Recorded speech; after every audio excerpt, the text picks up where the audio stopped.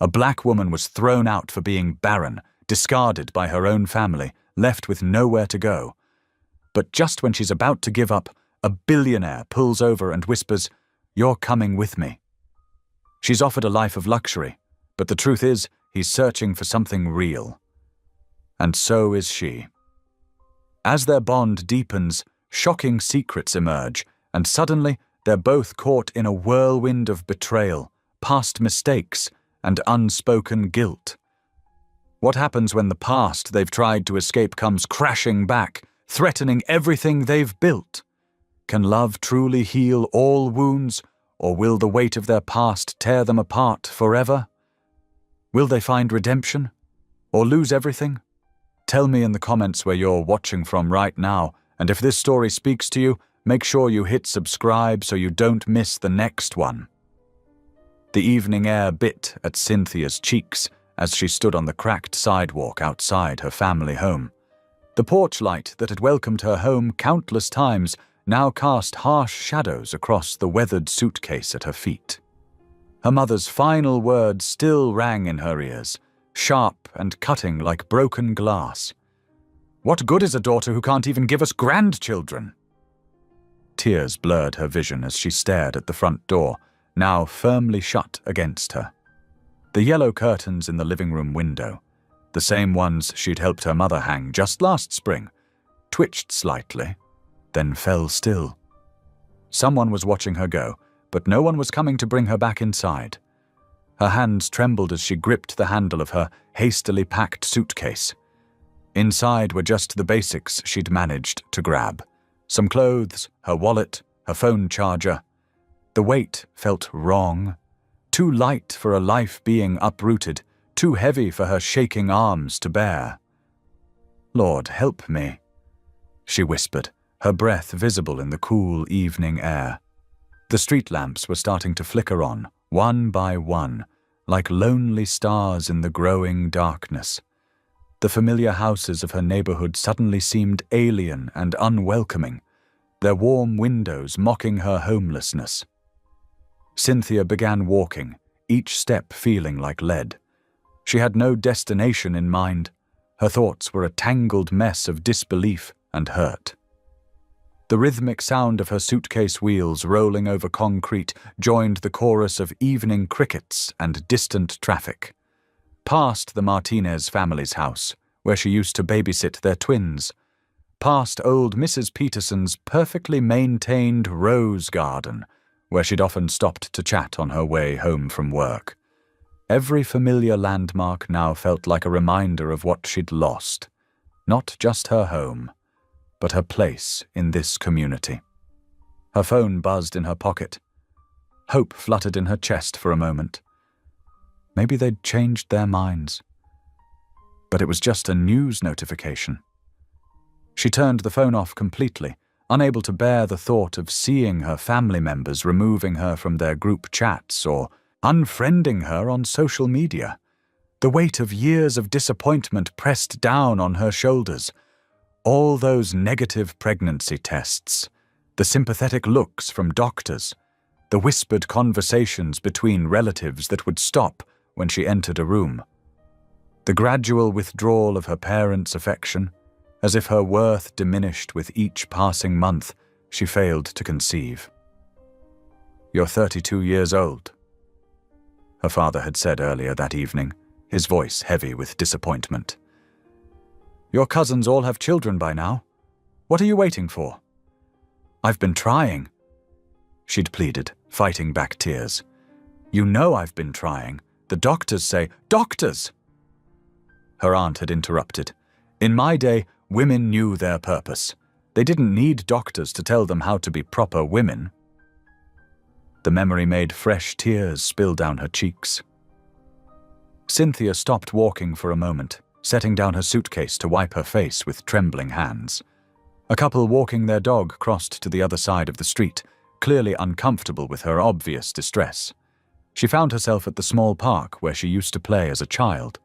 The swings creaked gently in the evening breeze, and the sight of the empty playground made her heart ache.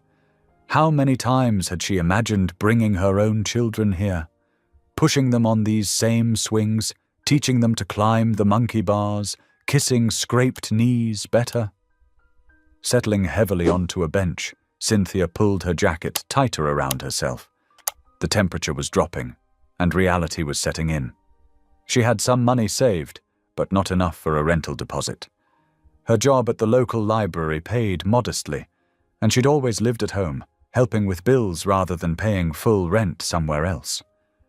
Her hand unconsciously drifted to her stomach. Flat, empty, betraying her in the eyes of her family. The physical pain of multiple fertility treatments was nothing compared to the emotional agony of being cast aside by the people who were supposed to love her unconditionally. A distant church bell chimed 8 o'clock, its deep tones rolling across the quiet neighborhood. Cynthia watched as lights came on in surrounding houses, families settling in for dinner or evening routines. Through one window, she could see a mother helping a small child with homework. Through another, a family gathered around a dinner table, heads bowed in prayer. "Why?" she whispered to the darkening sky. "Why give me so much love to share and no child to give it to?"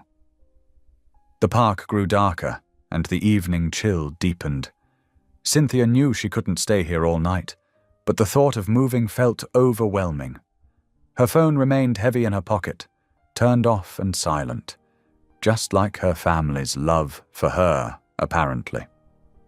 Standing slowly, she grabbed her suitcase again. She needed to find somewhere to stay for the night, at least. Maybe Linda from the library would let her crash on her couch for a few days while she figured things out. Perhaps she could scrape together enough for a few nights at the budget motel on Mason Street.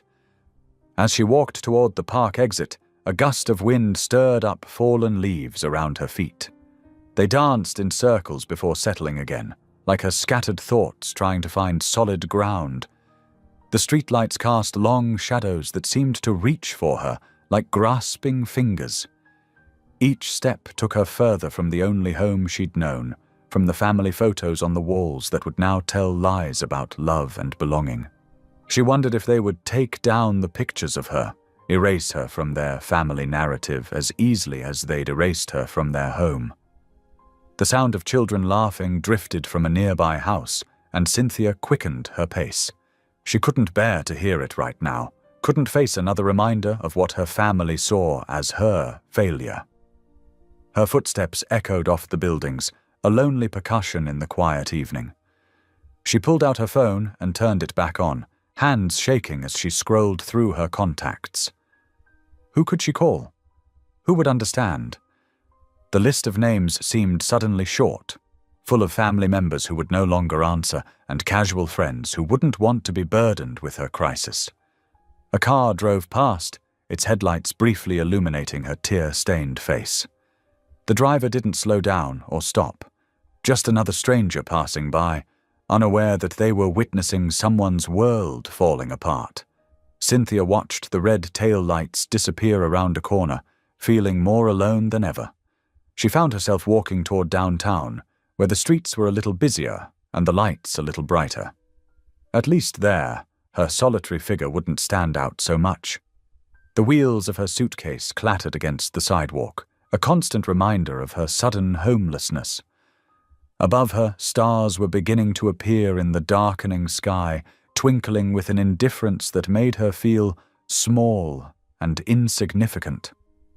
The same stars that had watched over generations of her family, generations that had managed to continue their bloodline, to fulfill what her parents saw as their primary purpose. Cynthia stopped at a crosswalk, waiting for the light to change. Her reflection in a darkened shop window caught her eye. A solitary figure with a suitcase, looking lost and broken. Was this really her? Was this what her life had come to? 32 years of being a loving daughter, a helpful sister, a good person, all of it thrown away because her body couldn't do the one thing her family demanded of it. The walk signal changed, and she stepped off the curb, moving forward because standing still hurt too much. She had no destination, no plan, just an aching need to keep moving until something made sense again. The night stretched ahead of her, full of uncertainty and fear, but also carrying the first whispers of something else, a freedom she hadn't asked for, but might need to embrace.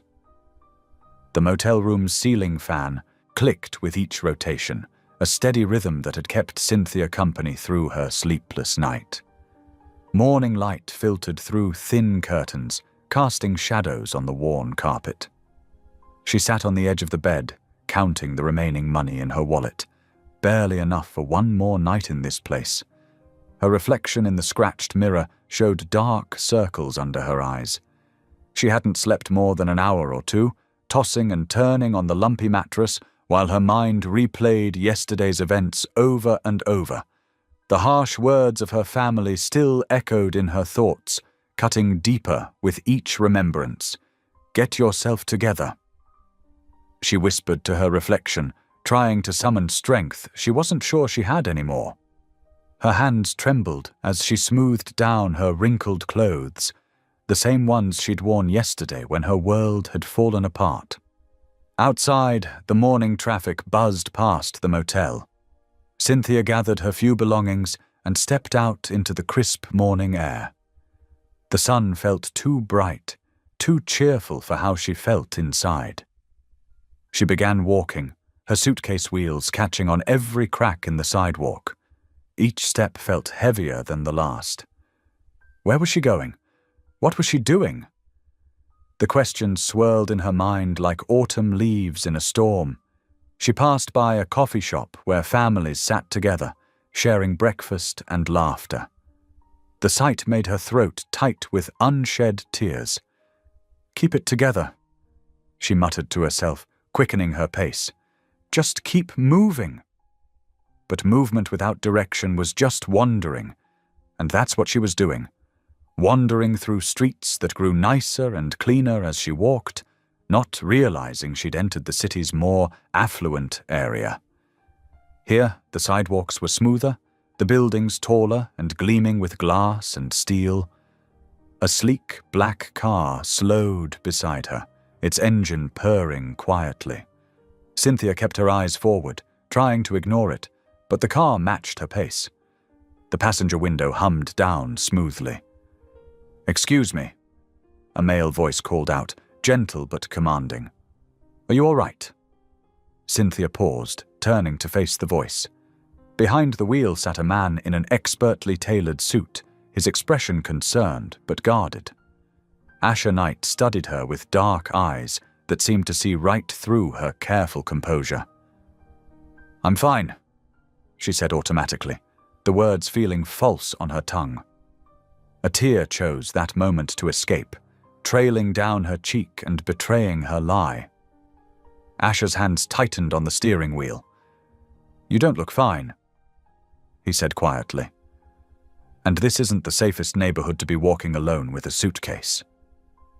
Cynthia glanced around, suddenly aware of how out of place she must look. "I'm just—" she started, but couldn't finish. "Just what? Homeless? Lost? Broken?" "Please," Asher said, "let me give you a ride somewhere, or at least buy you a cup of coffee." His voice held no judgment, just genuine concern that made her walls start to crumble. She studied him carefully. Everything about him spoke of wealth and power, from his expensive watch to his perfectly knotted tie. Under normal circumstances, she would never consider getting into a car with a stranger, but these weren't normal circumstances. And something in his eyes, a hint of understanding or perhaps loneliness, made her hesitate. "I don't," she began, her voice catching. "I don't actually have anywhere to go." The words hung in the air between them, heavy with their truth. Asher's expression softened slightly, and he put the car in park. "Then let's start with coffee," he said, reaching across to open the passenger door. "No strings attached, just a conversation and a warm drink." Cynthia stood frozen, her hand gripping her suitcase handle. Every logical part of her mind screamed that this was crazy, dangerous even. But what were her alternatives? Another night in that depressing motel room until her money ran out? I'm Asher Knight, he offered, as if sensing her internal struggle, and I promise you'll be safe with me. Something in his tone, the quiet sincerity of it, made her decision. Cynthia wheeled her suitcase around to the car door. I'm Cynthia, she said softly, sliding into the leather seat that probably cost more than everything she owned. Asher nodded, a small smile touching his lips. Nice to meet you, Cynthia. The car door closed with a solid thunk, sealing her into a world so different from anything she'd known. The interior smelled of leather and some subtle, expensive cologne. Her suitcase sat in the back seat, looking shabby against the pristine upholstery. As Asher pulled away from the curb, Cynthia caught her reflection in the side mirror. She looked lost and small, but something else was there too.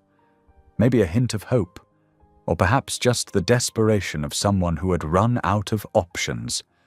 The car moved smoothly through traffic, carrying her towards something unknown. Cynthia folded her hands in her lap, trying to stop their trembling. She didn't know if she was making the biggest mistake of her life or taking the first step toward something better. But at that moment, watching the city slide past the tinted windows, she realized she was too tired and heartbroken to care. Asher drove in thoughtful silence, occasionally glancing at her with an expression she couldn't quite read. The distance between who they were, a wealthy businessman and a newly homeless woman, felt both vast and somehow insignificant in the quiet sanctuary of his car. The morning sun caught on the buildings around them, turning windows into mirrors that reflected back a world that had stopped making sense to Cynthia just 24 hours ago. Yet here she was, sitting in a stranger's luxury car, heading toward a future she couldn't begin to imagine. The sleek car pulled up to a small cafe nestled between towering office buildings. Asher guided Cynthia to a quiet corner booth, away from the morning rush of business people grabbing their coffee. The leather seats creaked softly as they settled in. Order whatever you'd like, Asher said, handing her a menu. His eyes studied her face with careful consideration. Cynthia's hands trembled slightly as she held the laminated page. Just coffee is fine, she murmured, not wanting to take advantage of his kindness. And something to eat, he insisted gently. You look like you haven't had a proper meal in a while. She couldn't argue with that. The events of the past 24 hours had left her too upset to eat. When the waitress came, Asher ordered them both full breakfasts, along with coffee and fresh orange juice. As they waited for their food, Asher leaned forward slightly. I hope you don't find this too forward, but I'd like to offer you something. He paused, choosing his words carefully. I have a large house, too large, really, for just one person. There's a guest wing that's never used. You're welcome to stay there while you figure things out. Cynthia's eyes widened. I couldn't possibly... She started, but Asher held up a hand. You can, he said firmly. The space is just sitting there empty. It would be a waste not to use it when someone needs it. Their food arrived, steaming plates of eggs, bacon, and toast creating a momentary distraction. Cynthia's stomach growled at the sight, reminding her how hungry she was. Why would you do this for a stranger? She asked, picking up her fork with uncertainty. Asher's expression softened, a flash of something vulnerable crossing his features. Because I know what it's like to feel alone, he said quietly. And sometimes, people need a chance to catch their breath before they can move forward. As they ate, Asher told her about his home, describing it in a way that seemed almost apologetic for its grandeur. Cynthia listened, torn between overwhelming gratitude and nagging disbelief at this turn of events. After breakfast, they drove through the city's wealthiest neighborhood, where mansions sat back from the street behind elaborate gates. Asher's car turned into one of these driveways, and Cynthia's breath caught at the sight of his home. The mansion was a masterpiece of modern architecture, all clean lines and vast windows surrounded by perfectly manicured gardens. As they pulled up to the front entrance, Cynthia felt increasingly out of place. "It's a bit much, I know," Asher said, noting her expression. "But it's home." He helped her with her suitcase, leading her through grand double doors into a foyer that could have fit her entire family's house. "The guest wing is this way," he explained, leading her down a hallway with high ceilings and artwork that probably cost more than she'd ever earn in her lifetime. "You'll have complete privacy here. There's a separate entrance and your own living space." The guest suite was larger than any apartment Cynthia had ever seen. A sitting room opened onto a bedroom with a king-sized bed, and the bathroom featured a shower that could have fit 5 people. "Make yourself at home," Asher said, setting her suitcase down. "There's a fully stocked kitchen down the hall, and Mrs. Peterson, my housekeeper, comes in 3 times a week. She can help you with anything you need."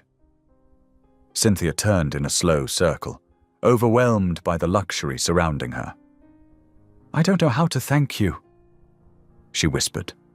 "You don't need to," Asher replied. "Just take the time you need to heal and figure out your next steps."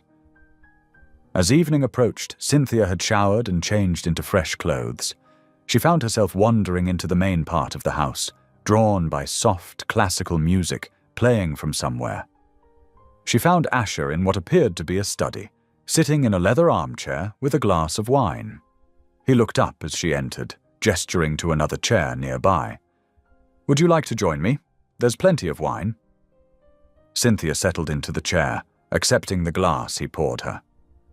The room was warm and comfortable despite its grandeur, with floor-to-ceiling bookshelves and a view of the sunset through large windows.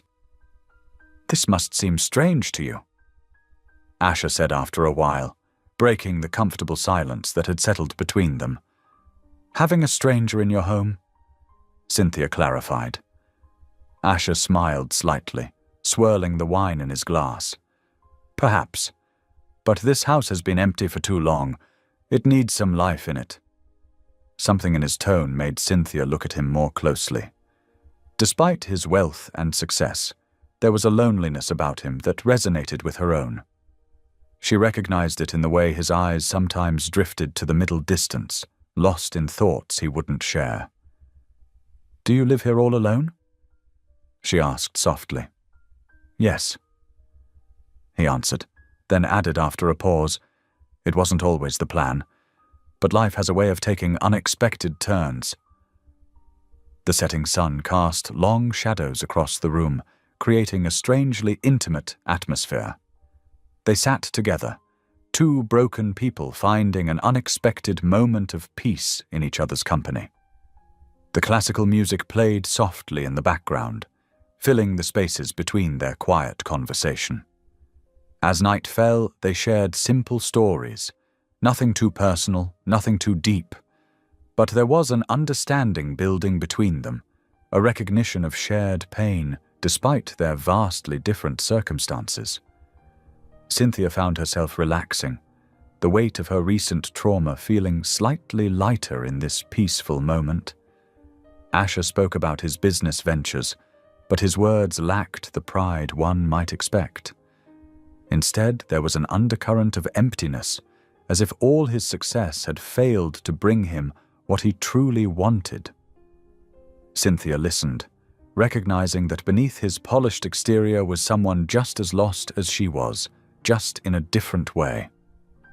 The evening stretched on, comfortable and quiet, neither of them feeling the need to fill every moment with words. There was something healing about simply being in the presence of someone who asked nothing of you, who had no expectations to fulfill. When Cynthia finally stood to return to her room, Asher rose as well. "Thank you," she said simply, meaning far more than just the wine and conversation. "You're welcome," he replied, understanding in his eyes. "Good night, Cynthia." As she walked back to the guest wing, Cynthia felt something she hadn't expected, a small spark of hope.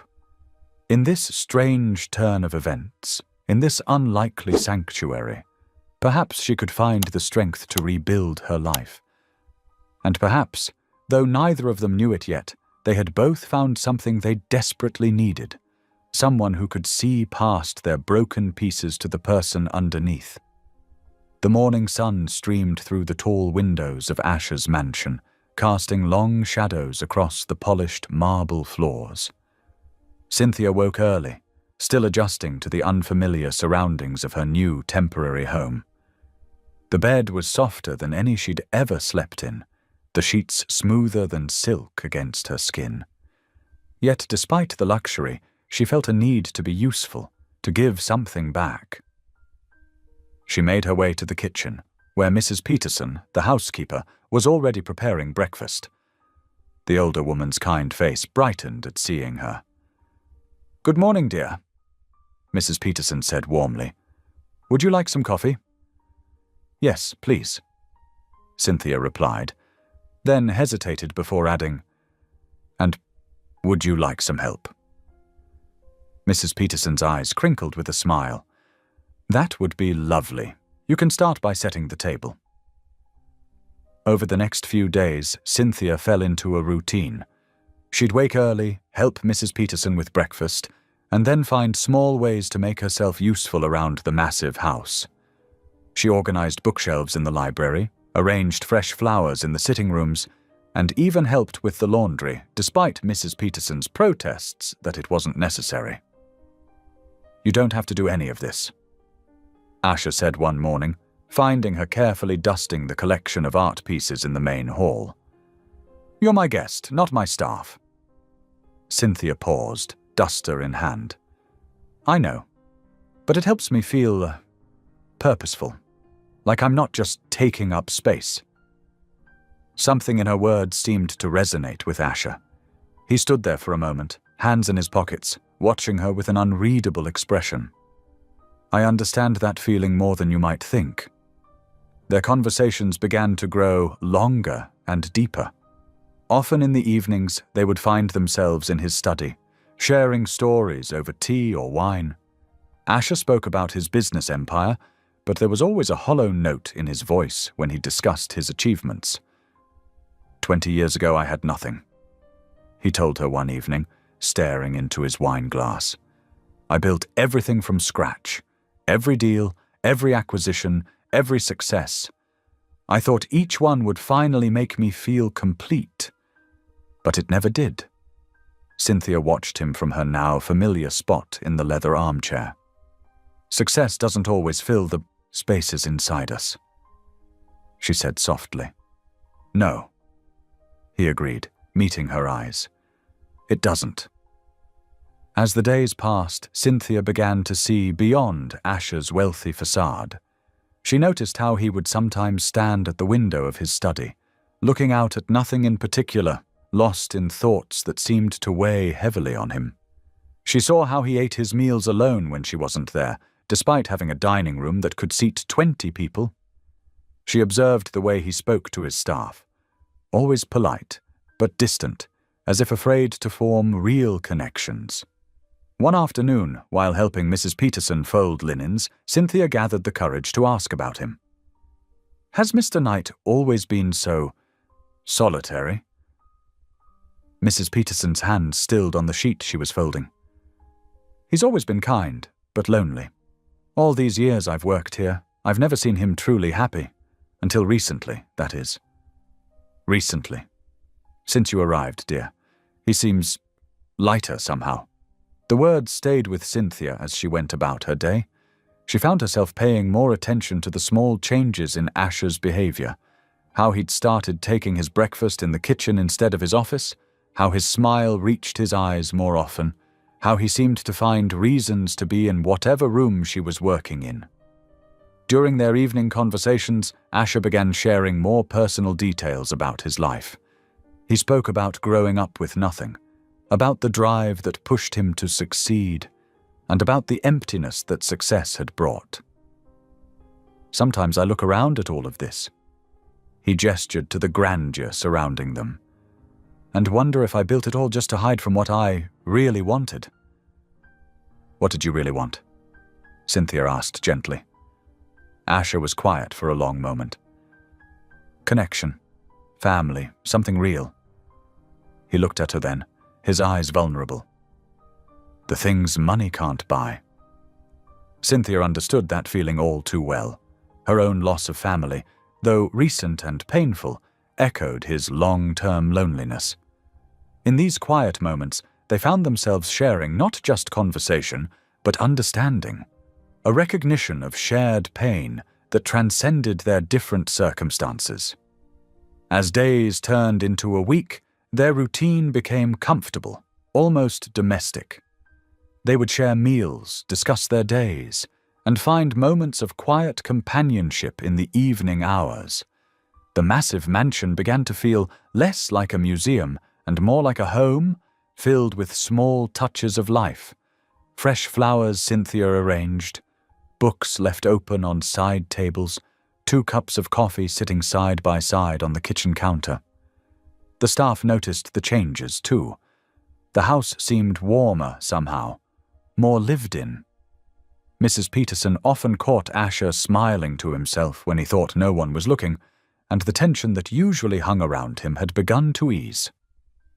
One evening, as they sat in their usual spots in the study, Asher turned to Cynthia with unusual hesitation in his voice.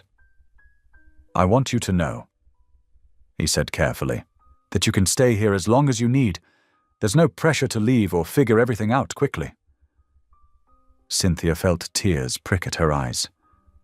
"Thank you," she whispered. "Not just for the place to stay, but for seeing me. Really seeing me. You see me too." He replied quietly. "That's rarer than you might think." In that moment, they both recognized something shifting between them, a deepening of their connection that went beyond mere friendship or gratitude. They were 2 lonely souls who had somehow found understanding in each other's company, each filling a void in the other's life they hadn't even known existed. The evening light faded outside the windows, but neither made a move to turn on more lamps. They sat in the growing darkness, comfortable in their shared silence, each lost in thoughts about how unexpected life could be, how sometimes the greatest connections could form in the midst of our deepest loneliness. The afternoon sun painted golden streaks across the mansion's manicured lawn as Cynthia walked through the garden. She had spent the morning helping Mrs. Peterson with household tasks, but now found herself with a few quiet hours to herself. The garden had become her favorite retreat, its peaceful atmosphere providing a stark contrast to the turmoil of her recent past. She paused to admire a cluster of pink roses, their petals still damp from the morning's watering. A cool breeze rustled through the leaves, carrying with it the sweet scent of blooming flowers. As she looked up at the mansion's imposing structure, her eyes were drawn to Asher's study window on the 2nd floor. She had never been in there alone before, always respecting his private space. But today, something pulled her toward it. Maybe it was curiosity about the man who had shown her such kindness, or perhaps it was the gentle way he had begun to open up to her over the past week. The study door was slightly ajar when she reached it. Cynthia hesitated at the threshold, her hand hovering over the polished wooden door handle. The room was empty, sunlight streaming through tall windows onto leather-bound books and elegant furniture. She stepped inside, feeling like an intruder in this personal space. Her attention was caught by a leather-bound album lying on a side table. It seemed out of place among the carefully organized business documents and books. The cover was slightly worn, suggesting it had been handled often. Cynthia's fingers traced the edge of the album. She knew she shouldn't look, but something about it called to her. With careful movements, she opened it, the leather creaking softly. The first page revealed a younger Asher, perhaps in his mid-20s. His face was softer then, his smile more carefree. He stood next to a beautiful young woman with long, dark hair and kind eyes. They looked happy together, their bodies turned toward each other in a way that spoke of intimacy and comfort. As she turned the pages, she found more photos of them together, at a park, at what looked like a company party, in casual moments that captured their evident happiness. Then she saw something that made her breath catch, a photo of the same woman holding a baby, with Asher standing beside them, his face a mixture of wonder and uncertainty. That was taken 15 years ago. Cynthia jumped at the sound of Asher's voice, nearly dropping the album. He stood in the doorway, his expression unreadable. "I'm so sorry," she stammered, closing the album quickly. "I shouldn't have." "It's okay," Asher said quietly, walking into the room. He moved to stand beside her, taking the album and opening it again to the photo she had been looking at. "Her name is Harriet. She worked here as a maid when I was just starting to build my company." Cynthia watched his face as he looked at the photo, noting the mix of emotions that crossed his features. "The baby," she began hesitantly. "My son," Asher said, his voice barely above a whisper. "Jordan." He sank into a nearby armchair, still holding the album. "I didn't know about him until after Harriet left. She never told me she was pregnant." Cynthia sat in the chair across from him, sensing that he needed to talk about this. "What happened?" Asher's fingers traced the edge of the photo. "We fell in love. It was unexpected. She was part of the household staff, and I was focused on building my empire. But she saw past all that. She saw me." He paused, swallowing hard. "We kept our relationship secret. I told myself it was to protect her position, but really, I was afraid of what people would say about a businessman dating his maid." The pain in his voice was palpable. Then one day she was gone, left a note saying she couldn't do it anymore, couldn't be someone's secret. I was too caught up in my own ambition to go after her. His voice cracked slightly. "I didn't find out about Jordan until 3 years later, when her sister contacted me." Cynthia felt her heart ache for him. "Did you ever meet him?" "Once," Asher replied, turning to another page that showed a young boy with his mother's smile and Asher's eyes. "I set up a trust fund for him, made sure they were taken care of financially. But I couldn't bring myself to be part of their lives. I told myself it was better that way, that I would only complicate things." He closed the album gently. "I've regretted that decision every day since." The room fell silent as Cynthia absorbed this revelation. So much about Asher made sense now. His isolation, his reluctance to form deep connections, the sadness that sometimes clouded his eyes when he thought no one was looking. "Thank you for telling me," she said softly. "It must be hard to carry this alone." Asher looked up at her, his eyes vulnerable in a way she had never seen before. "You're the first person I've told about this in years," he admitted. "The staff knows, the ones who are here then, but we never speak of it."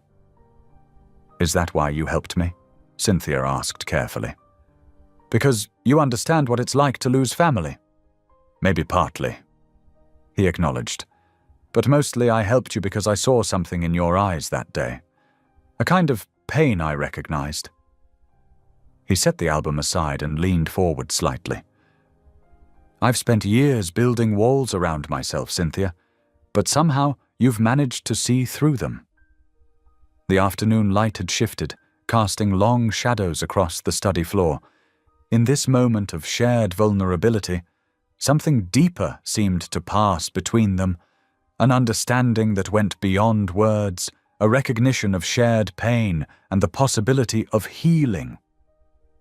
"Do you ever think about reaching out to them?" Cynthia asked gently. Asher's gaze drifted to the window, where the garden stretched out below. "Every day," he admitted. "But after so many years, I wouldn't know where to begin." The weight of his confession hung in the air between them, a testament to the trust he had placed in her. Cynthia realized that in sharing this secret, Asher had given her a glimpse of his true self, not the successful businessman the world saw, but the man who carried the burden of his past choices with quiet regret. The morning sun streamed through the mansion's tall windows as Cynthia made her way down the hallway. After nearly 2 weeks of living here, she had finally started to memorize the layout of this enormous house. Her footsteps echoed softly on the polished marble floors as she headed toward the kitchen, drawn by the smell of fresh coffee and baked bread. She found Harriet there, methodically organizing breakfast items on a silver tray. The maid looked up and offered a gentle smile. "Good morning, Miss Cynthia. Would you like some coffee?" "Please, just Cynthia," she replied, settling onto one of the bar stools at the kitchen island. "And yes, coffee would be wonderful."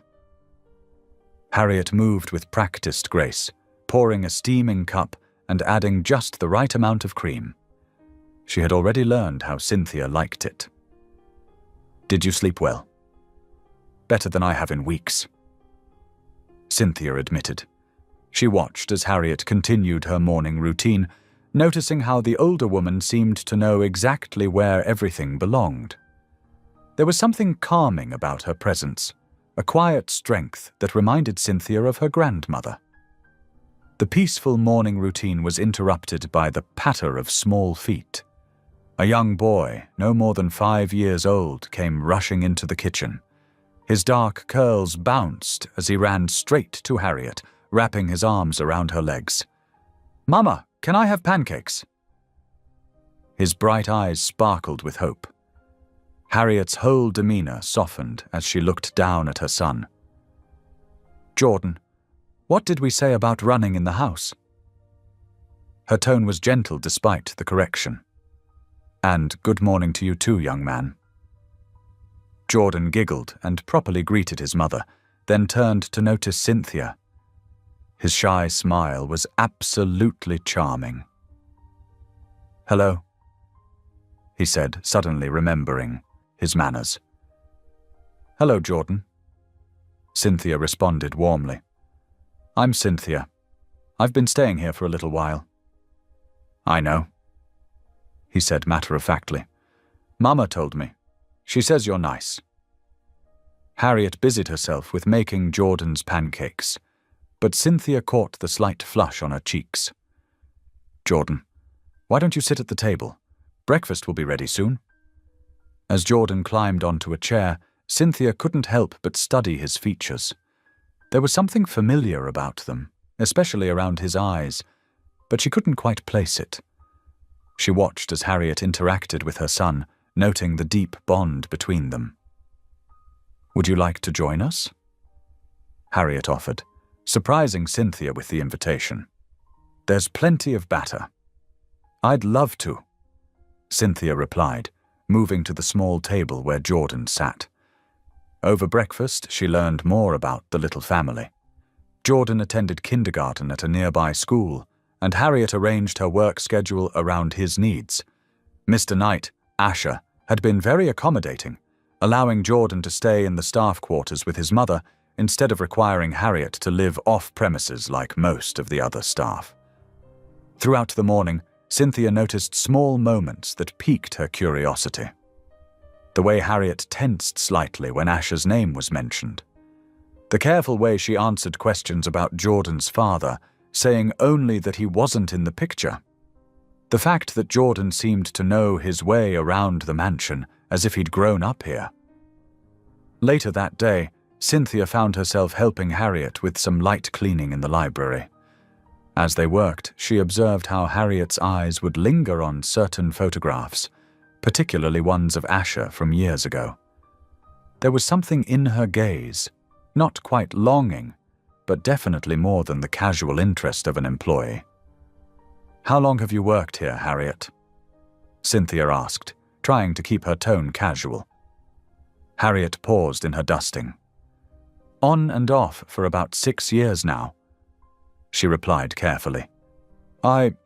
took some time away when Jordan was born. And Mr. Knight has always been good to you both? Yes, Harriet said softly. He's been very generous. Just then, Asher himself appeared in the doorway. The atmosphere in the room shifted immediately. Harriet's posture stiffened, and she quickly resumed her cleaning.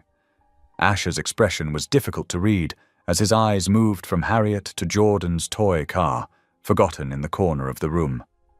"Harriet," he said, his voice carefully neutral, "could you make sure the dining room is ready for dinner?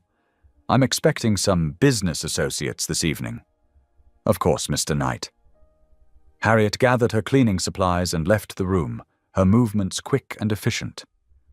Cynthia couldn't help but notice how Asher's gaze followed Harriet as she left, a mix of emotions crossing his face before he schooled his features back into their usual composed expression. The tension between them was almost tangible, like a tightly wound spring waiting to release. Throughout the day, Cynthia found herself paying more attention to these subtle interactions. She noticed how Asher and Harriet seemed to orbit each other, always maintaining a careful distance. When their paths did cross, their exchanges were unfailingly polite, but laden with an undercurrent of something unspoken. During dinner preparation, Jordan wandered into the kitchen again, this time clutching a drawing. He proudly showed it to Cynthia, a picture of what appeared to be his family. There was Harriet, clearly identifiable by the smile Jordan had captured perfectly. But what caught Cynthia's attention was the tall figure standing next to Harriet in the drawing, wearing what looked like one of Asher's signature suits. "Is that Mr. Knight?" she asked gently. Jordan nodded, then looked around conspiratorially before whispering, "Mommy says he's my daddy, but it's a secret." Before Cynthia could process this revelation, Harriet appeared in the doorway, her face pale. "Jordan, sweetheart, it's time for your bath." Her voice was steady, but her hands trembled slightly as she ushered her son out of the kitchen. Cynthia sat there, stunned by this piece of information that suddenly made everything make sense. The familiar features she'd noticed in Jordan, the tension between Asher and Harriet, the generous arrangements for their living situation. She thought back to the photo album she'd discovered earlier, and the pieces began falling into place. The complexity of the situation overwhelmed her. Here was Harriet, quietly raising her son in the same house as his father, maintaining a professional distance that must cost her dearly. And Asher, living with the knowledge of his son so close, yet separated by walls of propriety and past decisions. As she helped set the table for Asher's business dinner, Cynthia's heart ached for all of them, for Harriet's quiet strength, for Jordan's innocent love, and for Asher's carefully maintained facade. She understood now why the atmosphere in the mansion sometimes felt heavy with unspoken words and hidden emotions. The evening drew to a close, and Cynthia found herself in the garden, watching as Jordan played with his toys on the lawn, while Harriet supervised from nearby.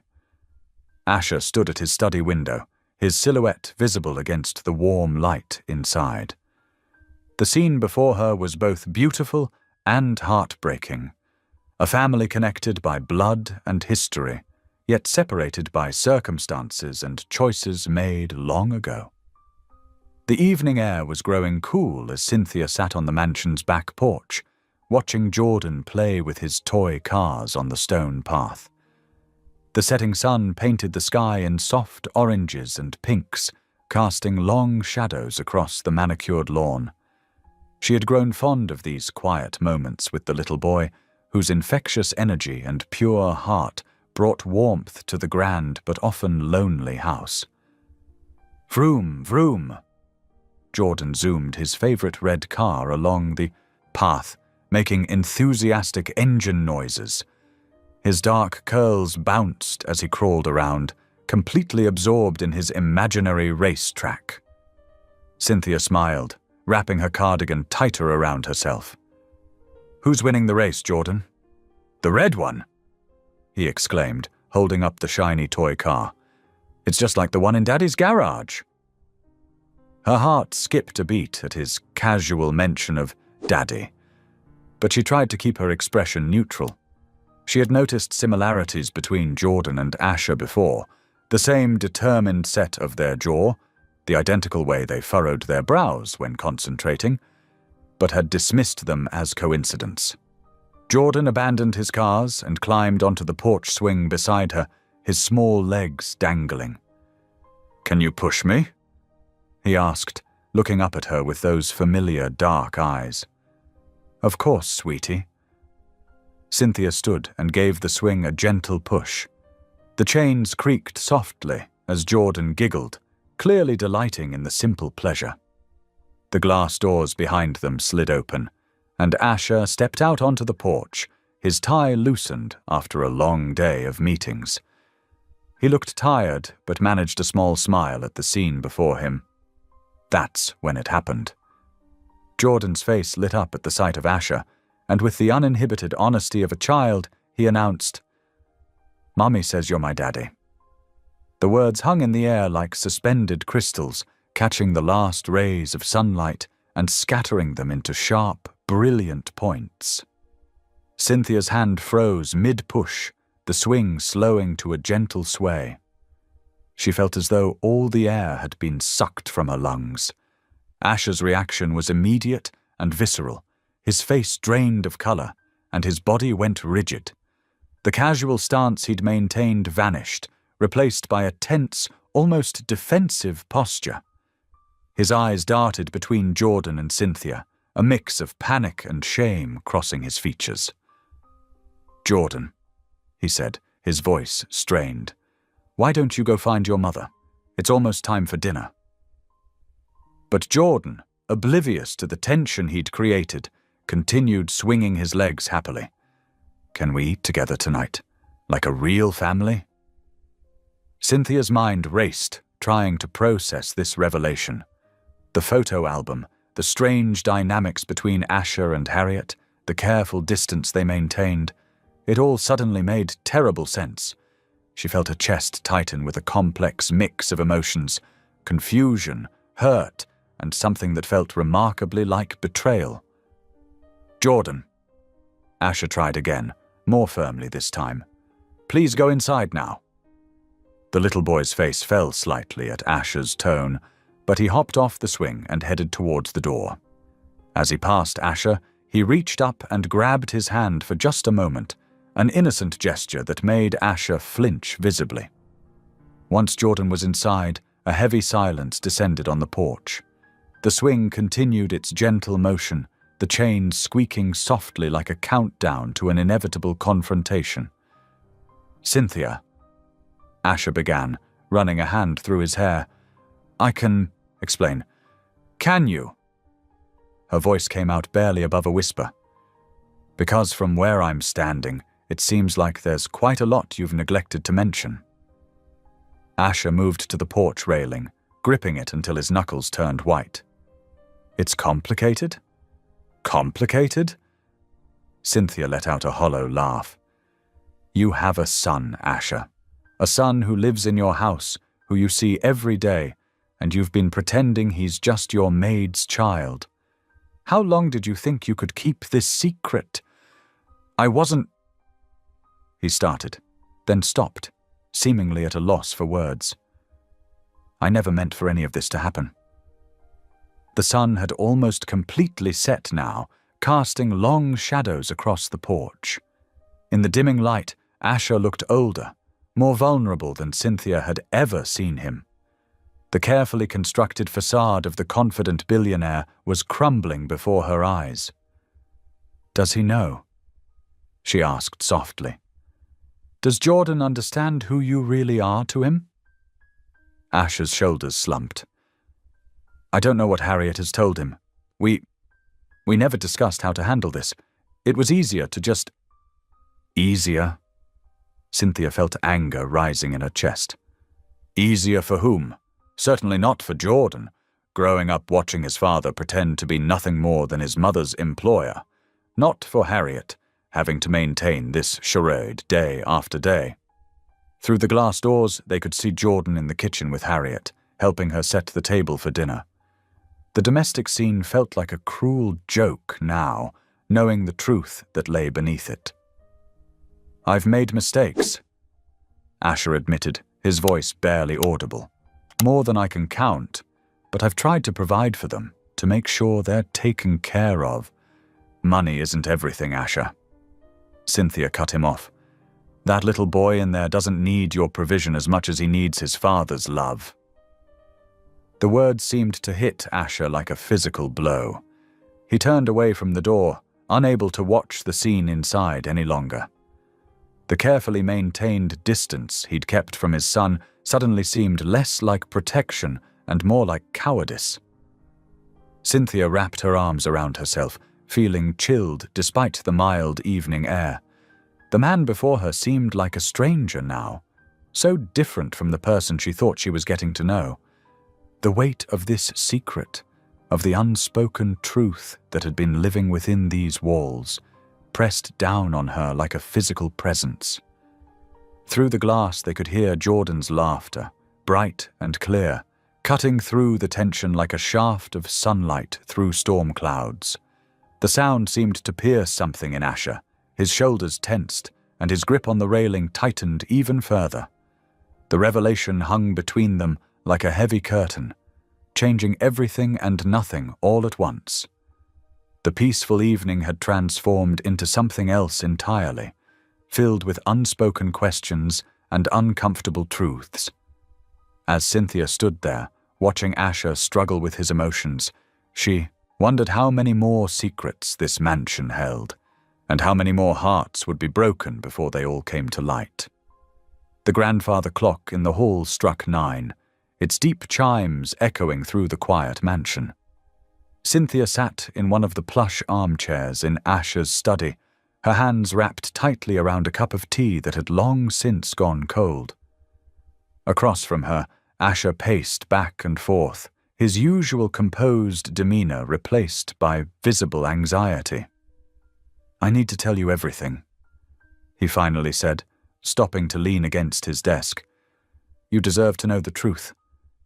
Cynthia nodded silently, her heart pounding. The evening's revelation still rang in her ears, Jordan's innocent words changing everything she thought she knew about this household. "It was 5 years ago," Asher began, his voice heavy with regret. "I was different then, more focused on deals and acquisitions than on people. Harriet had just started working here, and we—" He paused, searching for the right words. "We became close." Cynthia watched as emotions played across his face, guilt, shame, and something that looked like longing. The usually confident businessman seemed smaller somehow, more human. "It wasn't meant to be anything serious," he continued. "We both knew that. But then Harriet discovered she was pregnant." He ran a hand through his hair, a gesture Cynthia had come to recognize as a sign of his distress. "She tried to tell me, but I was in the middle of a major business merger. I barely gave her time to speak." The sound of children's laughter drifted in from somewhere in the house. Jordan, probably playing before bedtime. The sound made Asher wince. By the time I realized what she'd been trying to tell me, she was gone.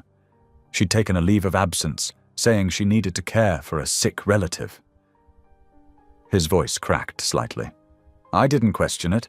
I didn't want to question it. I threw myself into work, convinced myself it was better this way." Cynthia set her cold tea aside. "But she came back," she said softly. Asher nodded. "A year later, with Jordan. She needed the job," she said. "And I—" He let out a bitter laugh. "I was too much of a coward to face what I'd done. So we made an unspoken agreement. She would stay on as my housekeeper, and we would never speak of the past. But Jordan is your son," Cynthia said, her voice tight with emotion. "How could you pretend otherwise?" At first it seemed easier that way. Asher admitted, shame evident in his voice. "I told myself I was protecting him, protecting all of us, but watching him grow up, seeing him every day and maintaining this distance. He shook his head. It's been torture. Cynthia stood up, needing to move. The weight of this revelation pressed on her chest. Does anyone else know?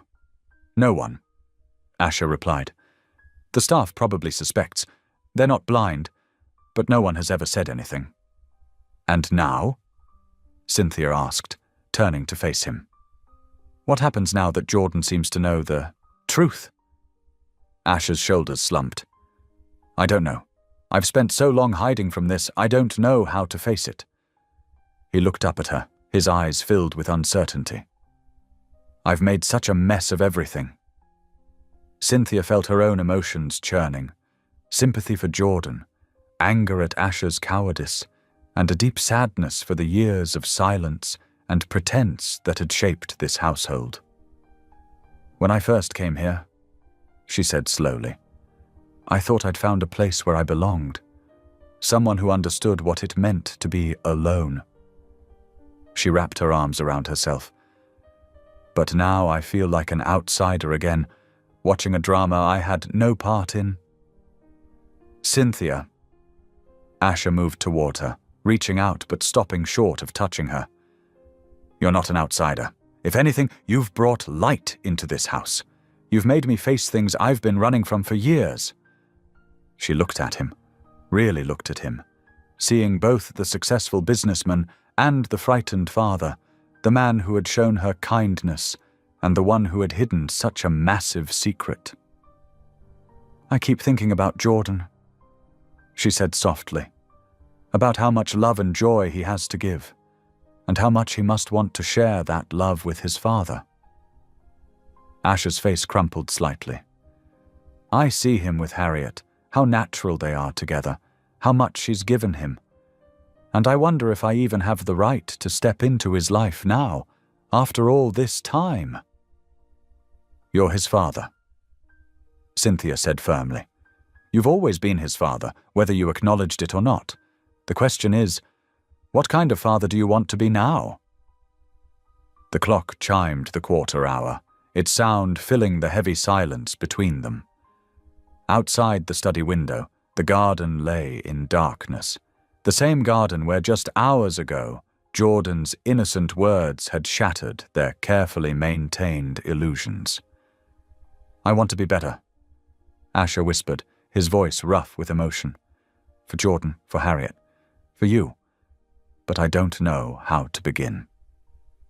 Cynthia felt tears pricking at her eyes. The truth is usually a good place to start, she said. No more secrets, no more pretending. They stood there in the quiet study, the weight of revelations and uncertain futures hanging between them. Cynthia could feel her world shifting, adjusting to accommodate this new reality. The man who had offered her sanctuary had his own deep wounds, his own struggles with family and belonging. The sound of footsteps in the hallway made them both turn. Through the partially open door, they could see Harriet walking past with Jordan, heading toward his bedroom for the night. The little boy's sleepy voice drifted in. Good night, Daddy. Followed by silence. Asher closed his eyes, pain etched across his features. When he opened them again, there was a new resolve in his gaze. I need to talk to Harriet, he said quietly. We need to figure out how to move forward, how to be honest with Jordan. Cynthia nodded, feeling both part of and separate from this family drama. Yes, she agreed. You do. The grandfather clock continued its steady march through the night, marking time as secrets came to light and lives hung in the balance of truth finally spoken. The morning sun streamed through the kitchen windows as Cynthia stirred her coffee, lost in thought. The newspaper lay on the counter, unopened. She couldn't bring herself to look at it, knowing what she might find. The events of the past few days had turned her world upside down, and now it seemed the whole city was talking about them. A car door slammed outside, followed by the clicking of cameras. Cynthia peeked through the curtains to see 3 photographers camping out by the front gate. Their long lenses pointed toward the house like accusatory fingers. "Miss Cynthia." Harriet's quiet voice made her jump. "Perhaps you should step away from the window." Cynthia turned to face the maid. No, not just the maid anymore. How strange to look at Harriet now, knowing she was Jordan's mother, knowing her history with Asher. The woman's face remained calm, but Cynthia could see the strain around her eyes. "How do you deal with it?" Cynthia asked softly. "All these people, all these stories?" Harriet moved to the counter, methodically wiping it down. "I've had years of practice keeping secrets," she said, "though I never expected them to come out quite like this." The morning paper's headline screamed, "Billionaire's Secret Love Child Scandal." Beneath it was a grainy photo of Asher entering the house, and a smaller one of Harriet with Jordan leaving school. Someone had drawn red circles and arrows, connecting them like pieces of evidence in a crime. "They're calling you his mistress," Cynthia said, her voice barely above a whisper. "They're saying such horrible things." Harriet's hands stilled on the counter. "People will always talk. What matters is protecting Jordan." As if summoned by his name, the boy's footsteps thundered down the stairs. He burst into the kitchen, full of 8-year-old energy, seemingly oblivious to the chaos his innocent words had unleashed. "Mom, can I go to Tommy's house after school today?" Jordan asked, reaching for the cereal box. Harriet exchanged a quick glance with Cynthia. "Not today, sweetheart. We need to stay home for a little while." "But why?" Jordan's face fell. "Tommy's got a new video game." "Jordan." Asher's voice cut through the kitchen. He stood in the doorway, looking exhausted. His usually immaculate suit was slightly rumpled, and dark circles shadowed his eyes. "There are some people outside who want to take your picture. We need to keep you safe inside for now." Jordan looked confused. "Because you're my dad?" The silence in the kitchen grew thick. Cynthia watched as Asher struggled with his response, saw the pain flash across his face. "Yes," he finally said, "because I'm your father, and I should have told you that a long time ago." The sound of more cars pulling up outside drew their attention. Asher moved to the window, his jaw tightening. "There are news vans now," he said grimly. Cynthia's phone buzzed with another notification. She'd been getting them constantly. Messages from reporters, friend requests from strangers, links to articles about the mysterious woman living in Asher Knight's mansion. "Mr. Knight." One of the security staff appeared at the door. "They're requesting a statement. The story's gone national." Asher ran a hand through his hair. "Tell them no comment, and increase security at the gates. No one gets in or out without clearance." Cynthia felt her chest tighten. The mansion that had once felt like a sanctuary now seemed more like a prison. She watched as Jordan finished his breakfast, blissfully unaware of how his world was about to change. "I need to make some calls," Asher announced. "Harriet, please keep Jordan inside today. I'll have his school send his assignments." He paused, looking at Cynthia. "We should talk later." After he left, Cynthia helped Harriet clean up breakfast. The sounds of shouting reporters drifted through the windows, making her stomach churn. "You know," Harriet said quietly. "You don't have to stay. You're not bound to this mess." Cynthia looked at her hands, gripping the edge of the sink. "I don't know where else to go," she admitted. "And besides, running away feels like giving up." Throughout the day, the circus outside only grew. Cynthia watched from various windows as more reporters arrived, as social media exploded with theories and judgments. Some painted Harriet as a gold digger, others portrayed Asher as a heartless billionaire who'd abandoned his child. A few particularly cruel articles suggested Cynthia was his latest mistress, questioning her sudden appearance in his life. By evening, Cynthia felt suffocated. She found herself in the garden, the only place she could escape the constant scrutiny. The high walls kept her hidden from the cameras, but she could still hear the chaos beyond. "I'm sorry." Ash's voice startled her. He stood a few feet away, his tie loosened, looking more vulnerable than she'd ever seen him. "I never meant for any of this to touch you. Did you think it would stay secret forever?" Cynthia asked, not unkindly. "That Jordan would never want to know his father? I thought I was protecting him." Asher moved closer, sinking onto a garden bench. "Protecting all of us. But I was just being a coward." A helicopter buzzed overhead, its searchlight sweeping the grounds. Cynthia flinched at the invasion. "What happens now?" she asked, wrapping her arms around herself. "My lawyers are working on damage control. We'll release a statement, try to get ahead of the story." He looked at her intently. "But Cynthia, you don't have to be part of this. I can arrange for you to stay somewhere else, somewhere private." The offer hung between them. Cynthia thought about her family, who had rejected her for being unable to have children.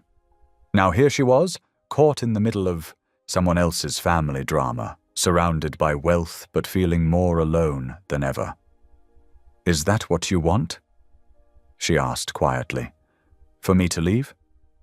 Asher stood up, taking a step toward her. "No," he said firmly. "That's the last thing I want. But I can't ask you to endure this circus. It's not fair to you." From inside the house, they could hear Jordan laughing at something on TV, the sound carrying through the open windows. It was such a normal, innocent sound in the midst of their chaos. "Life isn't fair," Cynthia said, thinking of all the twists and turns that had brought her here. "But running away doesn't make it better." The searchlight passed over them again, and they both instinctively stepped deeper into the shadows of the garden. In that moment of shared concealment, Cynthia realized that despite everything, the scandal, the judgment, the invasion of privacy, she wasn't ready to give up on this strange, broken family she'd stumbled into. The media frenzy continued to build outside the walls, but in that quiet garden, surrounded by blooming flowers and evening shadows, Cynthia made her choice to stay. Not because she had nowhere else to go, but because sometimes family meant standing together, even when the whole world was watching. The morning headlines screamed accusations across every newspaper and television screen. Cynthia sat in the kitchen, her untouched coffee growing cold as she scrolled through her phone. Each new article felt like another brick adding to the weight on her shoulders. Billionaire's secret love child scandal. Asher Knight's hidden family revealed. Who is the mysterious woman in Knight's mansion? Her hands trembled as she set the phone face down on the marble counter. Through the kitchen window, she could see reporters camped outside the gates, their cameras ready like weapons. The mansion's security team patrolled the perimeter, but they couldn't keep out the whispers and speculation that seeped through every crack. Harriet moved quietly around the kitchen, preparing Jordan's lunch. The tension between them had grown thick enough to cut with a knife. Cynthia watched as the maid carefully packed Jordan's favorite sandwich into his Spider-Man lunchbox, even though he wouldn't be going to school today. "He's going to ask questions soon," Cynthia said softly, breaking the silence. "About why he can't go outside, why people are taking pictures." Harriet's hands stilled for a moment. "He's already asking. What am I supposed to tell him? That his father kept him a secret for 7 years because he was ashamed?" The bitterness in Harriet's voice made Cynthia flinch. "Is that really why? Did Asher tell you that's why he stayed away?" "Asher Knight doesn't need to tell me anything. His actions speak loudly enough." Harriet closed the lunchbox with more force than necessary. "And now you're caught in his web, too." The words stung because they held a grain of truth. Cynthia had been so grateful for Asher's kindness, so touched by his apparent vulnerability, that she'd overlooked the red flags. Why had he really taken her in that day? Was it genuine compassion, or was she just another way for him to feel better about himself? Heavy footsteps announced Asher's arrival before he appeared in the doorway, his usual impeccable appearance slightly disheveled. Dark circles under his eyes suggested he hadn't slept much. "The board wants an emergency meeting," he announced, not quite meeting anyone's eyes. "I'll be gone most of the day. Running away to the office while we deal with your mess." Harriet's words were sharp enough to draw blood. Asher's jaw tightened. "I'm trying to protect this family's future. The company's stock is dropping, and if I don't handle this properly, everything I've built could collapse." "Your empire," Harriet scoffed. "That's all you've ever cared about." Cynthia watched the exchange, feeling like an intruder in someone else's drama. But when Asher's eyes finally met hers, seeking understanding or support, she looked away. The weight of unspoken questions pressed against her chest. After Asher left, the house felt even more suffocating. Cynthia wandered through the rooms, touching familiar objects that suddenly seemed foreign. In the library, where she'd spent so many peaceful hours reading, she now saw only hiding places for secrets. What else wasn't Asher telling her? Jordan found her there, clutching his tablet. "Miss Cynthia, why are people saying mean things about my daddy on the internet?" Her heart cracked at his innocent question. She patted the seat beside her on the window bench, and he climbed up, snuggling close. "Sometimes," she began carefully, "grown-ups say things without knowing the whole story. They make guesses and assumptions that can hurt people's feelings. But why don't they just ask us? We could tell them the truth." Out of the mouths of babes. Cynthia wrapped an arm around his small shoulders, wondering the same thing. Why hadn't Asher ever just told the truth? As the day wore on, more revelations emerged online. Someone had dug up old photos of Harriet working at Asher's previous company. Another source claimed there had been a substantial payment made around the time of Jordan's birth. Each new piece of information felt like another crack in the foundation of trust Cynthia had been building. By evening, when Asher finally returned home, Cynthia had packed and unpacked her suitcase 3 times. Each time, something stopped her. The memory of Jordan's laugh, the way Asher had looked at her in the garden, the thought of returning to a world where she had no one. She found Asher in his study, tie undone, staring at his laptop screen. "Are there more secrets?" she asked without preamble. "More things I should know before they show up in tomorrow's headlines?" He looked up, exhaustion etched in every line of his face. "Cynthia, don't." She held up a hand. "Don't try to smooth this over with careful words.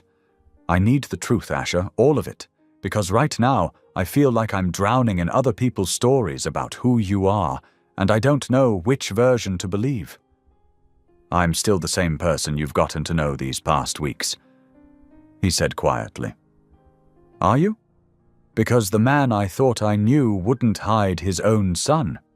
He wouldn't let the mother of his child work as his maid while he lived in luxury." Her voice cracked. "He wouldn't let me start caring about him without telling me the whole truth." The silence stretched between them, heavy with unspoken words. Outside, camera flashes lit up the darkening sky like lightning, documenting their pain for the world to see. "I'm not just another chapter in your story of redemption, Asher," Cynthia continued, her hands clenched at her sides. "I'm not here to make you feel better about your mistakes, or to help you build a perfect family image. I thought—" She swallowed hard. "I thought we had something real, something honest."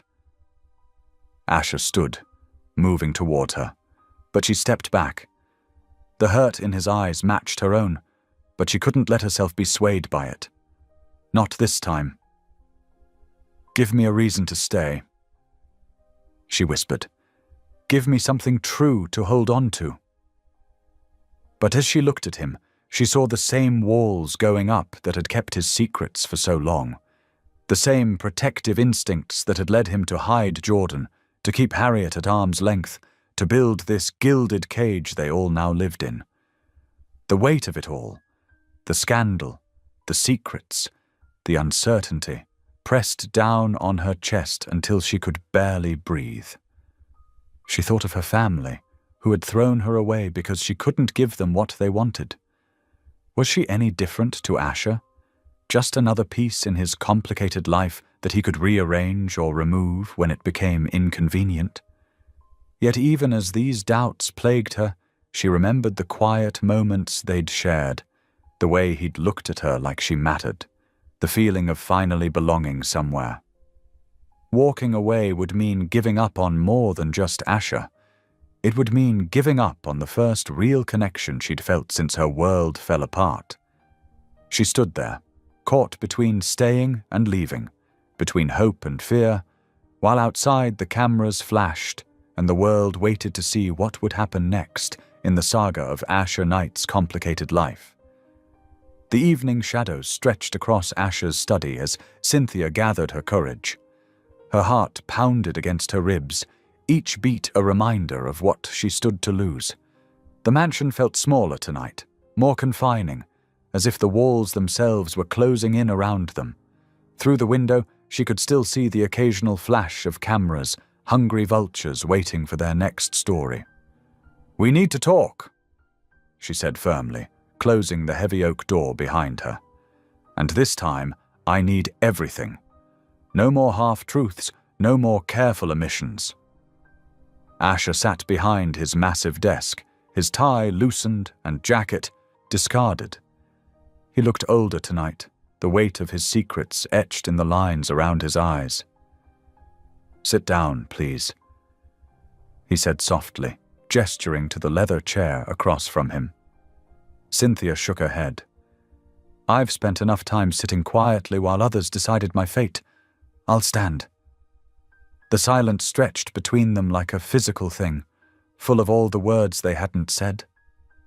Outside, a car door slammed, and voices carried faintly through the window. The world was waiting, but in here, time seemed to stand still. "When did it start?" Cynthia asked. "With Harriet, I want to know everything." Asher's fingers drummed against his desk, a nervous habit she'd never seen before. 5 years ago, he said finally. "She was new to the company, working in the accounting department. He paused, searching for words. "I was different then. Colder, more focused on acquisitions than actual human connections. And Jordan. I didn't know about him at first." Asher stood up, pacing to the window. "The affair ended after 3 months. Harriet resigned, and I thought that was the end of it. I didn't find out about Jordan until he was already 2 years old." Cynthia wrapped her arms around herself, fighting back tears. "How could you keep him a secret? He's your son." "Because I was ashamed." Asher's voice cracked. Not of him, never of him, but of what I'd done, of how I'd treated Harriet. When she came back, asking for a job, I thought I could make it right by providing for them both, even if I didn't deserve to be in their lives. "So you made her your maid?" Cynthia's voice rose. "You kept your own child at arm's length?" "I was a coward," he admitted, turning to face her. His eyes were red-rimmed, vulnerable in a way she'd never seen before. "I told myself I was protecting them from the media, from the scandal. But really, I was protecting myself from having to face my mistakes." Cynthia moved closer, her anger warring with her need to understand. "And what about me? Was I just another mistake? Another person you could keep in your life without really letting in?" "No." Asher's response was immediate, almost desperate. He crossed the room in 3 quick strides, reaching for her hands. This time, she let him take them. "You're the first real thing I've felt in years. You walked into my life with nothing but a suitcase and your dignity, and you made me remember what it feels like to care about someone more than myself." His hands were warm around hers, trembling slightly. "I need you, Cynthia, not as an escape or a distraction. I need your strength, your compassion, the way you see through all my defenses to the person I could be." Tears spilled down Cynthia's cheeks. "I'm scared, Asher. My whole life, people have decided I wasn't enough. My family threw me away because I couldn't give them what they wanted. How do I know you won't do the same?" "Because you've already given me everything I need," he said softly. "You showed Jordan kindness without knowing who he was. You treated Harriet with respect when you could have been jealous or cruel. You've brought light and warmth back into this house, and I—" He swallowed hard. "I think I'm falling in love with you." The words hung in the air between them, honest and terrifying. Cynthia's heart seemed to stop and race at the same time. "I don't want perfect," he continued. "I don't want easy. I want real and messy and true. I want to build something with you that isn't based on secrets or shame. I want to be the man you believe I can be." Cynthia looked up at him, seeing past the wealthy exterior to the vulnerable man beneath. "I need to know that you're going to fight for this," she whispered. "That when things get hard, and they will get hard, you won't retreat behind your walls again." "I promise," he said, reaching up to wipe away her tears. "No more walls, no more secrets. Whatever comes next, we face it together." She leaned into his touch, letting out a shaky breath. "I'm willing to trust you," she said softly. "Not because you're perfect, but because you're finally being honest about your imperfections." Asher pulled her closer, wrapping his arms around her. She could feel his heart beating against her cheek, strong and steady. Outside, the world continued to buzz with speculation and judgment, but in here, they had found something real, something worth fighting for. "We'll figure it out," he murmured into her hair. "All of it. Jordan, Harriet, the media. Whatever comes next, we'll face it together." Cynthia nodded, feeling the tension begin to ease from her shoulders. She wasn't naive enough to think everything would be easy, but for the first time since her world had fallen apart, she felt like she was exactly where she needed to be. The morning light filtered through the tall windows of Asher's study, casting long shadows across the antique desk, where several newspapers lay spread out. Each one bore similar headlines about the mysterious child at the Knight mansion. Asher stood by the window, his shoulders tense as he looked out over the manicured gardens where Jordan played with his toy trucks. Cynthia watched from the doorway, her heart aching for both father and son. "You know what needs to be done," she said softly. Asher turned, his face lined with worry. "The moment I go public, everything changes. Not just for me, but for Jordan and Harriet too. The media will tear into their lives like vultures." "They're already doing that," Cynthia pointed out, stepping into the room. "At least this way you control the narrative. You get to tell your truth, not their version of it." A knock at the door interrupted them. Harriet stood there, her usual composed demeanor slightly shaken. "I'm sorry to interrupt, but there are more reporters at the gate. They're asking about Jordan." Asher ran a hand through his hair, a gesture Cynthia had come to recognize as a sign of his internal struggle. "Harriet, please, sit down. We need to talk about this." Harriet perched nervously on the edge of an armchair, her hands clasped tightly in her lap. Cynthia moved to stand behind her, offering silent support. "I think it's time we tell the truth," Asher said, his voice steady despite the emotion in his eyes. "All of it, about us, about Jordan. No more hiding." Harriet's eyes widened. "Are you sure? This could affect everything. Your business, your reputation." "None of that matters anymore," Asher replied, glancing at Cynthia. I've spent too long hiding from my responsibilities, protecting my image at the cost of what's right. Jordan deserves better. You both do." Tears welled up in Harriet's eyes. "I never wanted to cause trouble. That's why I left all those years ago. When I came back, I thought keeping quiet was the best thing for everyone." Cynthia placed a gentle hand on Harriet's shoulder. "You were both trying to protect each other, and Jordan. But sometimes protection can look a lot like shame." Asher nodded, moving to kneel in front of Harriet. "I'm sorry for every time I made you feel like our son was something to be ashamed of. He's not. He's perfect. And it's time I started being the father he deserves." A small sob escaped Harriet's throat as years of pent-up emotion finally broke free. "He asks about you, you know. When he sees other children with their fathers, he doesn't understand why you're so close yet so far away." "That ends today," Asher said firmly. He stood up and walked to his desk, pressing the intercom button. "Sarah, please contact my PR team. Set up a press conference for tomorrow morning." The next 24 hours passed in a whirlwind of preparation. Asher's PR team worked through the night, crafting statements and preparing responses to every possible question. Harriet spent hours with Jordan, trying to explain in terms a 5-year-old could understand that things were about to change. Cynthia found Asher in his study late that night, staring at an old photograph of himself and Harriet. "Having second thoughts?" she asked.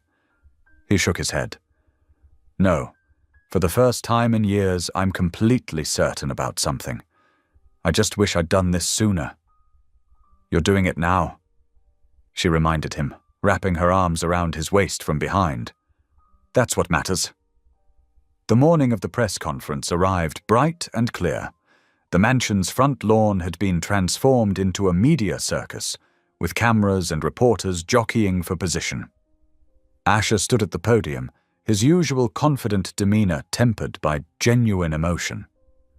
"5 years ago," he began, his voice carrying across the hushed crowd, "I made a choice that would affect many lives. I chose to hide from my responsibilities as a father. I chose image over honesty, fear over love. Today, I'm here to correct that mistake." The cameras clicked frantically as he continued. "Jordan Knight is my son. His mother, Harriet Williams, and I had a brief relationship that ended before either of us knew she was pregnant. When she returned to work for me years later, we chose to keep our past private. That was wrong. Our son deserves to be acknowledged, celebrated, and loved openly." Cynthia watched from the sidelines as Asher spoke, her heart swelling with pride. She could see the moment the weight began lifting from his shoulders, years of guilt and shame melting away with each honest word. "I know this revelation will spark speculation and judgment," he continued. "I accept that, but I ask that you respect the privacy of my son and his mother. They didn't choose this spotlight. I'm the one who needs to answer for my past choices." As he finished speaking, Harriet stepped forward with Jordan. The little boy looked confused by all the attention but smiled when Asher knelt down to his level. "Hey, buddy," Asher said softly, though the microphones picked up every word. "Want to wave hello to everyone?"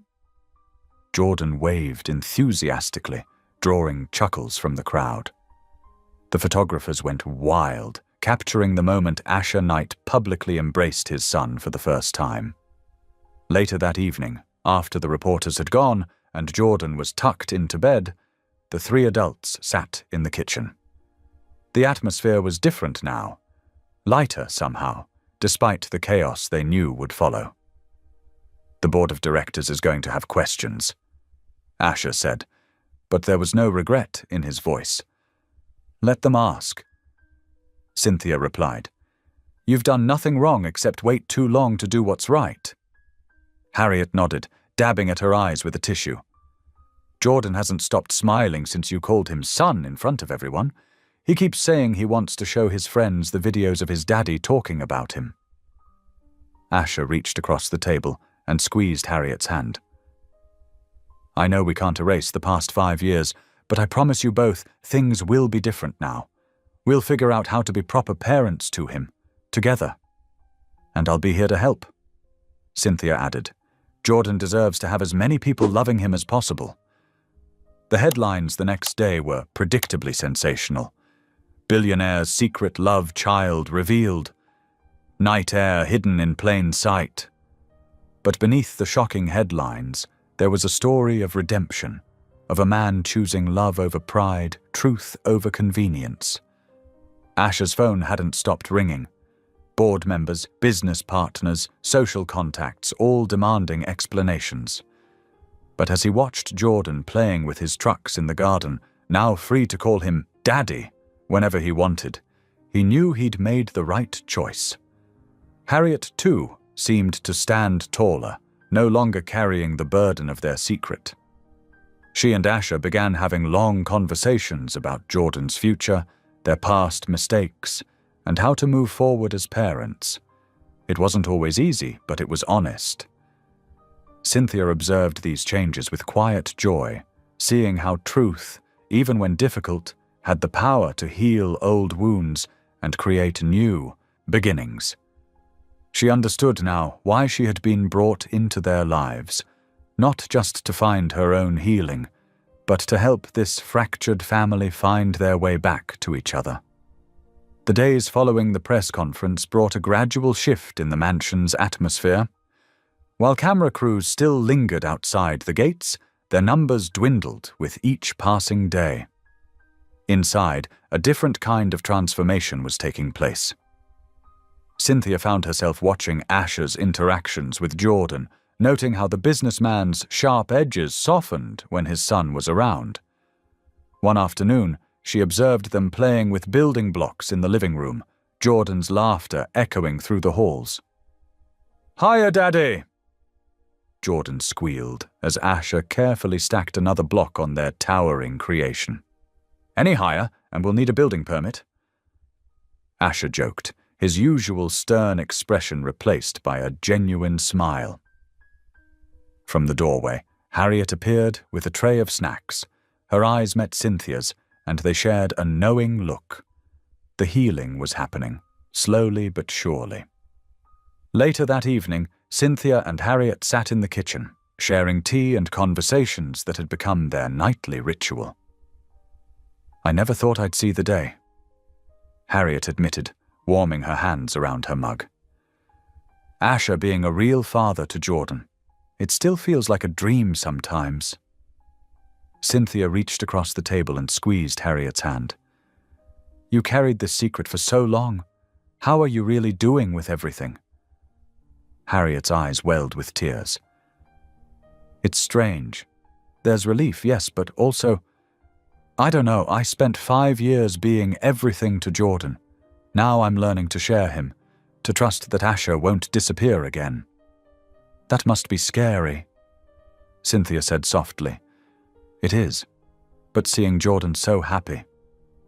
Harriet wiped her eyes. "That makes it worth it."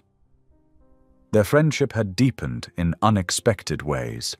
Harriet began sharing stories of Jordan's early years, and Cynthia found herself opening up about her own pain of infertility and family rejection.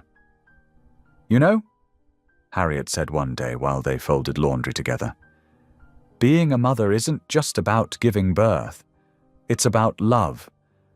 And you've got so much love to give, Cynthia." Those words struck deep in Cynthia's heart. She realized that while her family had seen her inability to have children as a failure, here she was, helping to nurture and support a different kind of family.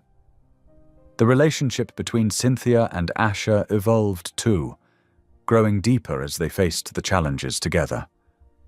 One evening, after Jordan had gone to bed, they sat in the garden. "Sometimes I wonder if you regret staying," Asher said quietly. "This isn't exactly the simple life you signed up for." Cynthia turned to face him.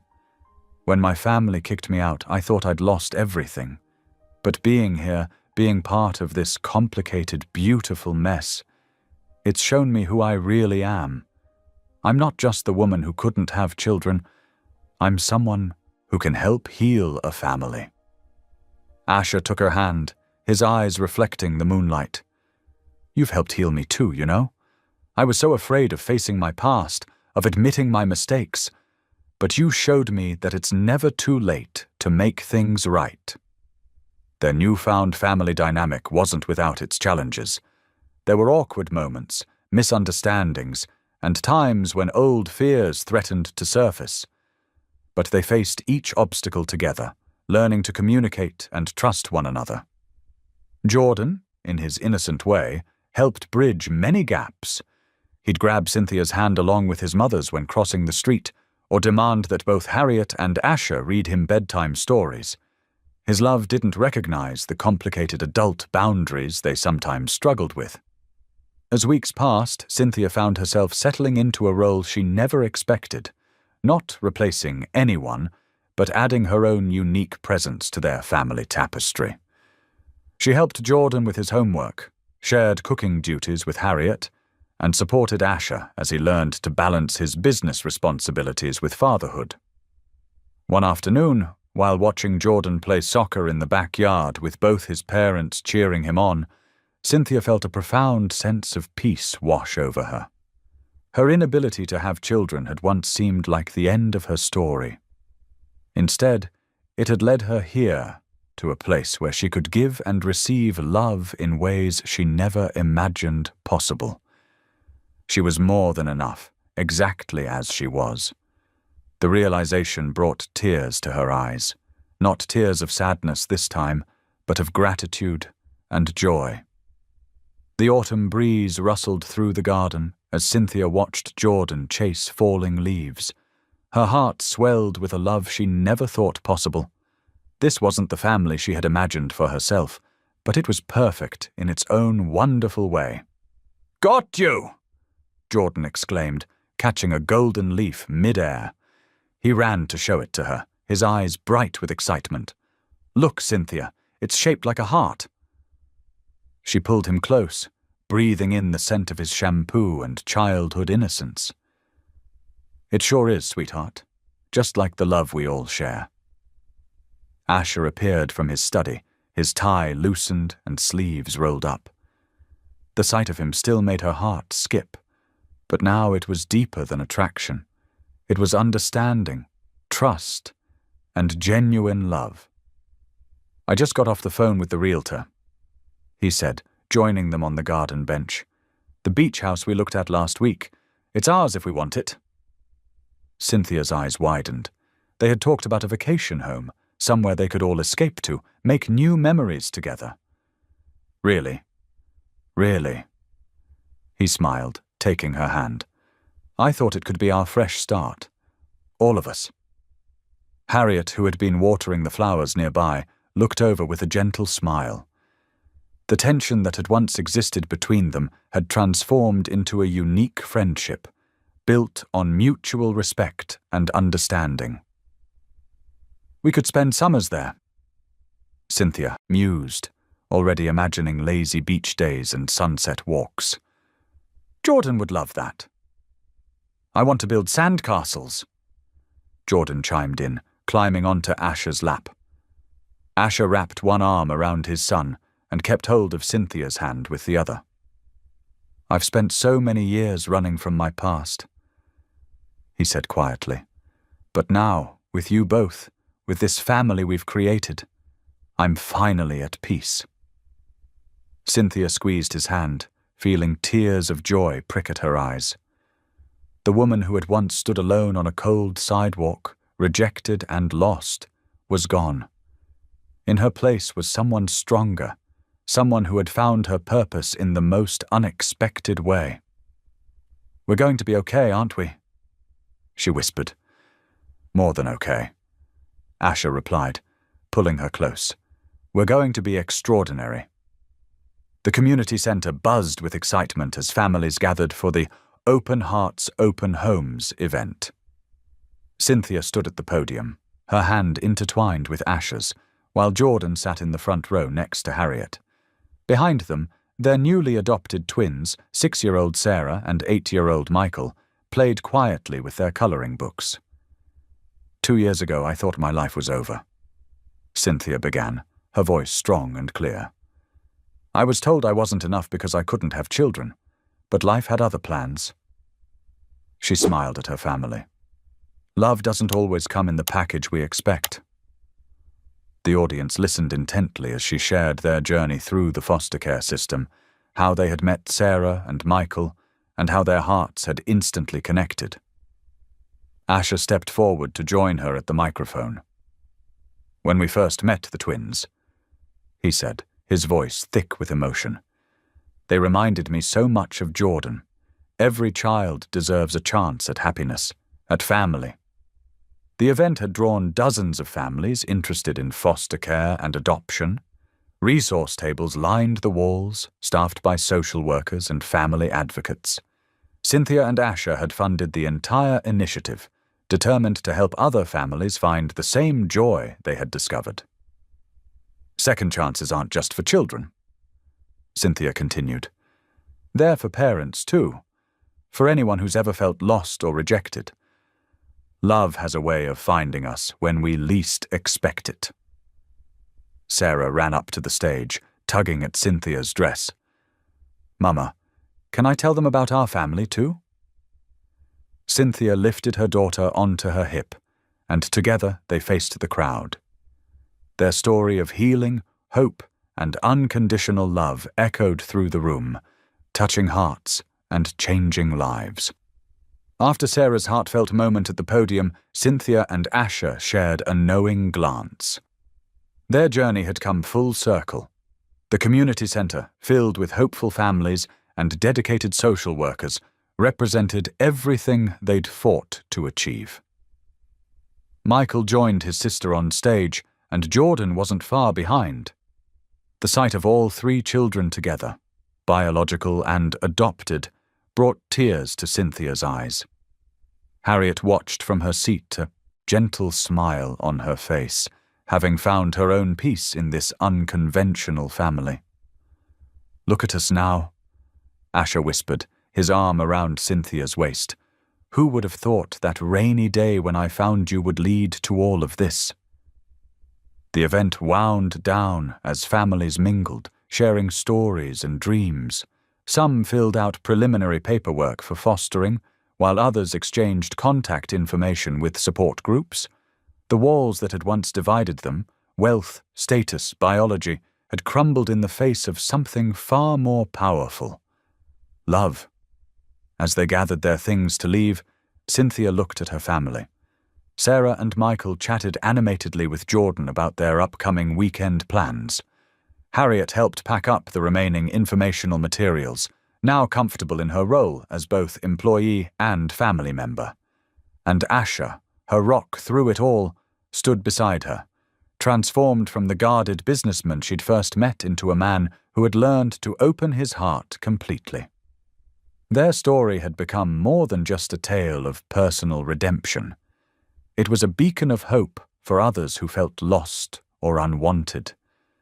Together, they had proven that family wasn't defined by blood or circumstance, but by the choice to love unconditionally, to forgive past mistakes, and to believe in second chances. Thank you for being here. If something in this story stayed with you, I'd love to see you again. Subscribe. And tomorrow, I'll bring you another story crafted with heart.